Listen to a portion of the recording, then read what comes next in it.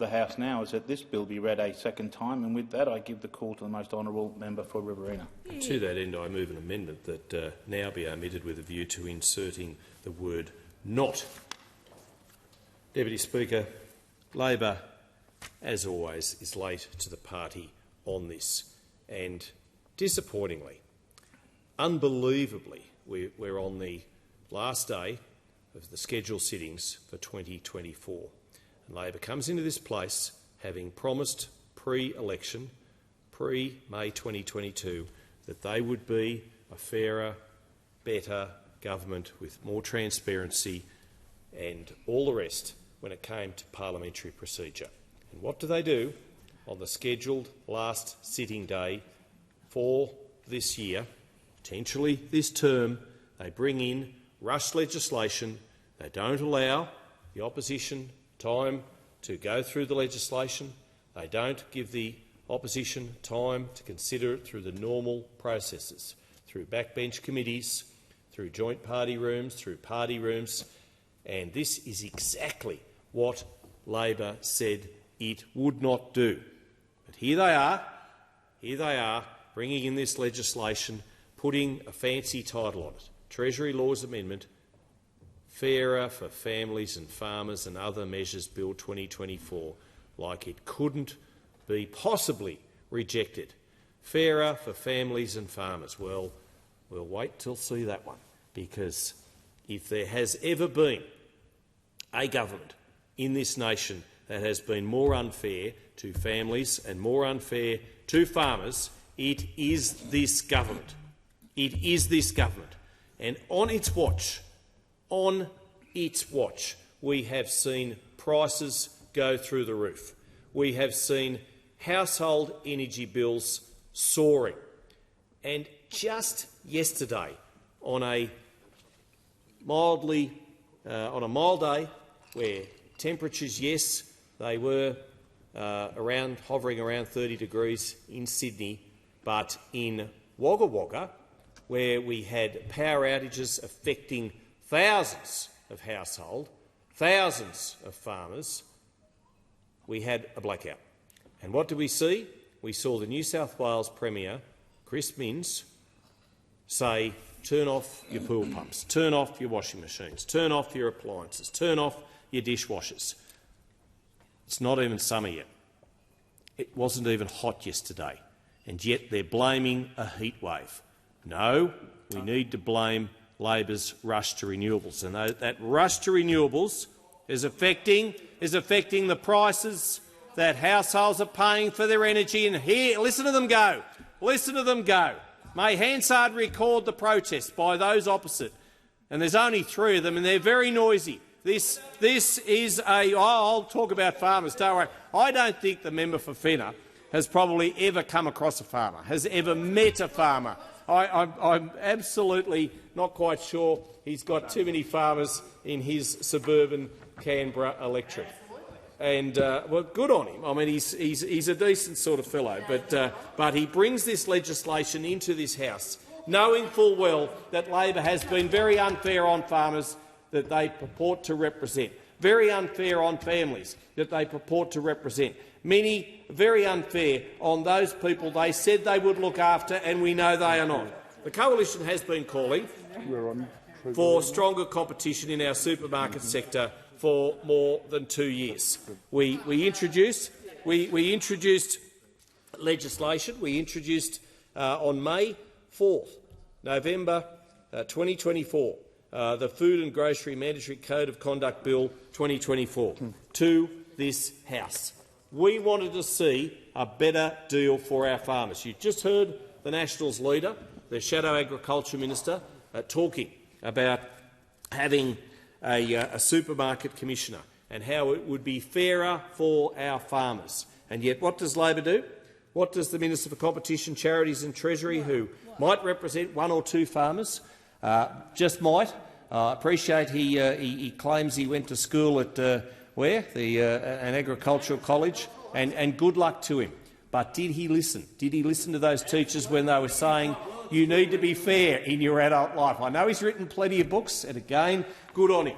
But and I know even one of his books is in Australia's top-selling top-selling books, and good on him for all that. But what he shouldn't do is bring in legislation in the death throes of this parliament and then expect to just have it rammed through the House of Representatives in next to no time without proper consideration. And here we have a Labor government which, when it's talking to stakeholders, is making them, forcing them, putting one arm behind their back while they virtually hold the hand-signing hand with the other, asking for, demanding non-disclosure agreements, so that stakeholders can't oppose or can't comment or can't discuss certain bits of certain legislation. And that is so undemocratic. And so is this. And so is this. Now, our plan includes the following: making the Food and Grocery Code of Conduct mandatory for retailers and wholesalers in the supermarket sector with an annual turnover of more than $5 billion. Having tougher penalties, higher penalties for breaches of the code, up to $10 million, 3 times the value of the benefit obtained from a contravention. Because all too often, and I've spoken to that consumer advocate Luke McKenzie about this very regularly, is that farmers are too frightened to take on the big supermarkets, because if they do, well, their supply gets cut off. If they do, their contracts get torn up. If they do, they don't get any more business. And I appreciate that the supermarkets do, in certain circumstances, give the opportunity for national exposure and national sales for products from our farms, who are, as I've always said, the best stewards of the environment in the country, who grow the best food and fibre in all of the world. As we heard, and I hear from the member for Nicholson, he would know. His area around Shepparton, around the Goulburn Murray Valley area, grows some of the finest, freshest food, just like the Riverina, just like the member for New England's electorate. They grow the best food in all of the world, enough to feed 80 million people. Now, in addition, where a court can't determine a contravention, there will be 10% of annual turnover in those higher penalties. Infringement notices of $2 million.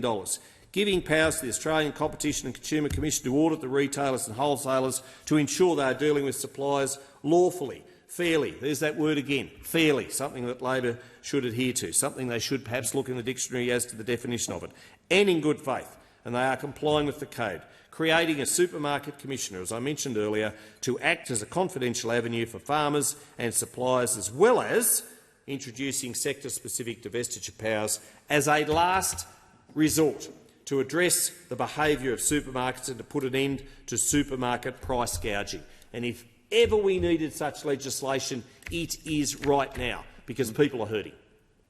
People cannot afford the grocery prices that they are encountering when they go to the supermarket. And why? Well, because Labor spent the first months and months and months of the government, of the 47th Parliament, worrying about a divisive referendum that did not— and you may well laugh, Minister, you may well laugh about this, but this is the fact. It did nothing to sort out the cost of living prices, cost of living pressures, the cost of living hurt that people were already experiencing because of the Labor government coming into power, coming into office. Real wages are not going up. Real wages are coming down, and decisively down. People, yes, they might have higher wages, but the cost of living is taking all of that up, and then much more besides. And don't take my word for it. Go and talk to a farmer. Go and talk to a worker. Go and see how they are hurting. And if real wages were going up, why are people pitching tents along riverbanks in country communities and hooking into the power supplies at tourist parks, etc., council-provided power, living in cars? Why is the homeless rate up? And people are hurting. And it's ordinary, everyday Australians who are worried about how they're going to put gifts under their Christmas tree this year. It's ordinary, everyday Australians who, every time they go and fill up at the Bowser, are paying more and more for their petrol, for their fuel. It's ordinary, everyday Australians who simply can't afford the groceries. And what do we have? We have in New South Wales a government, a premier, who then tells people yesterday to turn off their appliances simply because he didn't want blackouts, more blackouts, because a supposed heat wave, which is a complete folly, was affecting the power load right across the state. Well, this is the thin edge of the wedge, because if that was happening yesterday, what on earth is going to happen when it does become hot, when we get those temperatures in the mid-30s that we normally get, usually get, inevitably get, invariably get, always get, every summer? Every summer. And it's not climate change, it's just the fact that our summers are hot, and yet they will blame climate change. But it is not. It's the fact that our summers are always hot, always have been, always will be, and we live in a country of droughts and flooding rains and fires, and we now live in a country where there is a cost of living crisis, and it should not be so. We grow the best food in all of the world, the best, the cleanest, the freshest, the greenest, and what does this government do? No sooner had they lost the referendum, that divisive referendum on the voice, and then they start putting in taxes like the truckies tax. They start putting in taxes like getting our farmers to pay for the biosecurity of products to come in from overseas and compete on the shelves of the supermarkets of Australia, so that our farmers would be affected. I mean, this is nonsense, and yet this is what Labor is doing. They are not the farmer's friend. They are not being fair to families. They are not being fair to farmers, and this is just a diabolical situation. And what do we see on the last day of Parliament? They're just trying to ram this legislation through. They're trying to guillotine debate. I mean, only yesterday we saw the social media bill put in this place. And yes, I voted in support of it. And yes, so did Labor. Are you going to vote for this bill? I'm not. But what we saw yesterday, Labor talking up a bill that was so apparently needed to be happening and pushed through, but no Labor members, or hardly any, spoke on the bill. Hardly any of them spoke on the bill. And they only speak on bills when the Labor Dirt Unit sends them in here with the notes and tells them to do just that. And you might laugh, but it's true, because they all sit there, they all stand at the microphone with their notes and just read it diligently, like it was they have to. They can't ever think for themselves. This bill has to be opposed. This bill is bad. This is why my amendment needs to be followed, needs to be adopted, needs to be taken up, because we have not had time to consider Labor's rushed policies, Labor's rushed bill. They're just trying to tidy everything up so they can get to Christmas, so that they can pretend as though nothing to see here, and then early next year call an election. Well, the punters are onto them. The voters are onto them, and they know that this government has not been fair to families. They know this government has not been fair to household budgets, and they certainly know in rural and regional and remote Australia that this government has not been fair to farmers. It's just too little, too late. It's just a band-aid measure by a government that is desperate to just push through legislation in the dying days of a terrible government that has been terrible for Australia. Australians are struggling with a cost of living crisis, and it is out of control. People do not know how they are going to make ends meet. They do not know how they're going to pay for their rent, how they're going to pay their mortgage, how they're going to pay for their groceries, how they're going to pay for Christmas gifts this December. The government's been too slow to act on competition policy. It has, and not just in the supermarket sector, but right across the economy.